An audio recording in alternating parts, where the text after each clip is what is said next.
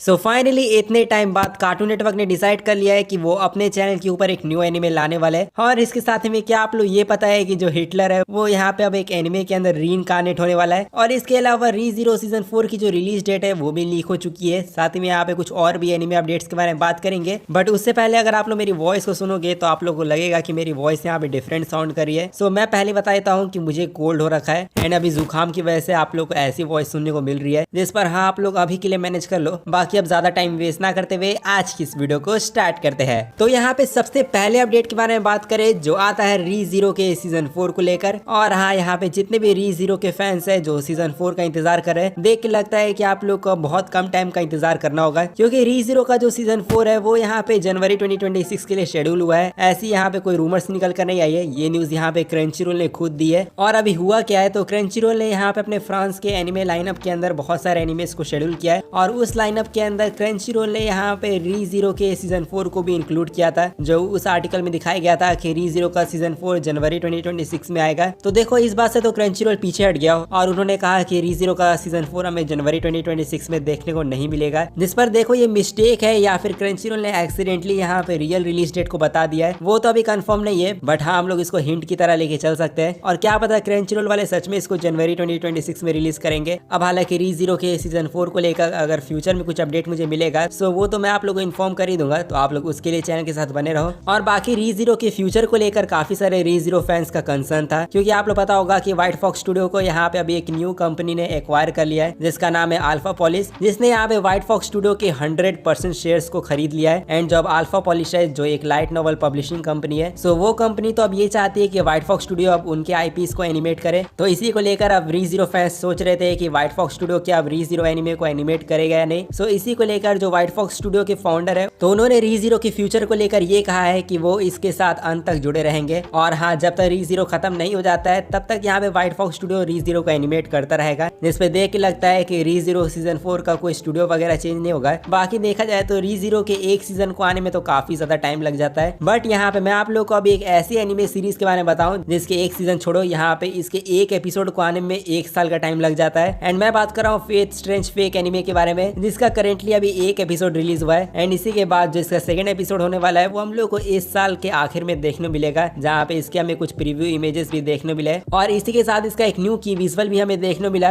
But यहाँ पे problem वो नहीं है, प्रॉब्लम यहाँ पे ये आती है कि इसका एक एपिसोड रिलीज होने में 1 साल का टाइम लग जाता है। और आप लोग पूछोगे कि ऐसा क्यों, तो इसका रीजन तो मुझे भी नहीं पता। बट यहाँ पे फेथ स्ट्रेंज फेक एनिमे के जो डायरेक्टर्स हैं उन्होंने ये कहा है कि वो इसके 3rd एपिसोड के ऊपर भी अभी करेंटली वर्क कर रहे हैं। एंड अभी 3rd एपिसोड ही प्रोडक्शन में है, तो यहाँ पे 3rd एपिसोड कब तक आएगा उसकी कोई गारंटी नहीं है। यहाँ पे 3rd एपिसोड हो सकता है कि 2026 के लास्ट में देखने को मिले, जिसपे देखा जाए तो इस एनिमे के एक एपिसोड को देखने के लिए आप लोगों को 1 साल का इंतजार करना पड़ता है, जिस पर फेथ सीरीज के जितने फैंस हैं उनके लिए ये एनिमे देखना काफी ज्यादा मुश्किल होते जा रहा है। और वो लोग इसके सारे एपिसोड को देख पाएंगे भी या नहीं उसको भी देख के लगता है कि काफी साल लग जाएंगे। बट एनीवेज अब हम लोग बात करें अपने नेक्स्ट अपडेट के बारे में, जो आता है अपने एक और एनिमे सीक्वल को लेकर, जिसका नाम है किनिकुमैन परफेक्ट ओरिजिन आर्क, जिसके एनिमे का सीजन 3 ऑफिशियली तौर पे अनाउंस हो चुका है। जहाँ पे अगर आप लोग इसके सीजन 1 और 2 को देख चुके हो तो यहाँ पे आप लोग सीजन 3 के लिए भी एक्साइटेड हो सकते हो। और वैसे मैं आप लोग बता दूं कि इसके सीजन 1 और सीजन 2 को प्रोडक्शन आईजी ने एनिमेट किया था। सो हाँ देखकर अच्छा लगा कि अब इसका सीजन 3 भी आ रहा है। बाकी अब हम लोग आगे भी एनिमे अपडेट्स के बारे में बात करेंगे, बट उससे पहले हम लोग कुछ और एक्स्ट्रा अपडेट्स के बारे में बात कर ले। जैसे कि आप लोग ये पता है कि जुजुत्सु काइसन को एनिमे एडिशन का एक ऊनो कार्ड गेम मिलने वाला है, जो इस महीने यानी अगस्त में रिलीज होगा। और हाँ अब यहाँ पे लोग जो है वो ऊनो कार्ड गेम में जुजुत्सु काइसन को देख पाएंगे, जो हाँ ये काफी सही है। बट इससे भी ज्यादा कमाल की न्यूज आती है यहाँ पे एमएचए फैंस के लिए, क्योंकि अगर आप लोग माई हीरो अकेडेमिया युवा नेक्स्ट की मूवी देख चुके हो तो क्या आप लोग ये पता है कि इस मूवी को यहाँ पे एक फुल कलर मांगा अडेप्टेशन मिलने वाला है, जो करेंटली जापान में अवेलेबल हो भी चुका है। तो शायद जो इसका इंग्लिश रिलीज होगा वो हम लोग को फ्यूचर में देखने मिलेगा। बाकी इसके अलावा हम लोग वापस से अपने एनिमे अपडेट्स के ऊपर आए। सो नेक्स्ट अपडेट आता है डीमन स्लेयर इन्फिनिटी कैसल की मूवी को लेकर। और हाँ ये इस साल की मोस्ट एंटिसिपेटेड एनिमे मूवी है। जो सबसे ज्यादा अफसोस की बात यह है कि ये मूवी अभी जापान में ही रिलीज हुई है एंड वर्ल्ड वाइड ये जो मूवी है वो इस महीने से रिलीज होना स्टार्ट हो जाएगी। बट सवाल आता है कि इस मूवी ने यहाँ पे जापान से कितना ज्यादा कलेक्शन कर लिया अभी तक। तो सिर्फ जापान के अंदर इस मूवी ने यहाँ पे 17 दिनों के अंदर 19.5 मिलियन US डॉलर की कलेक्शन कर ली है, मतलब अराउंड यहाँ पे 120 मिलियन US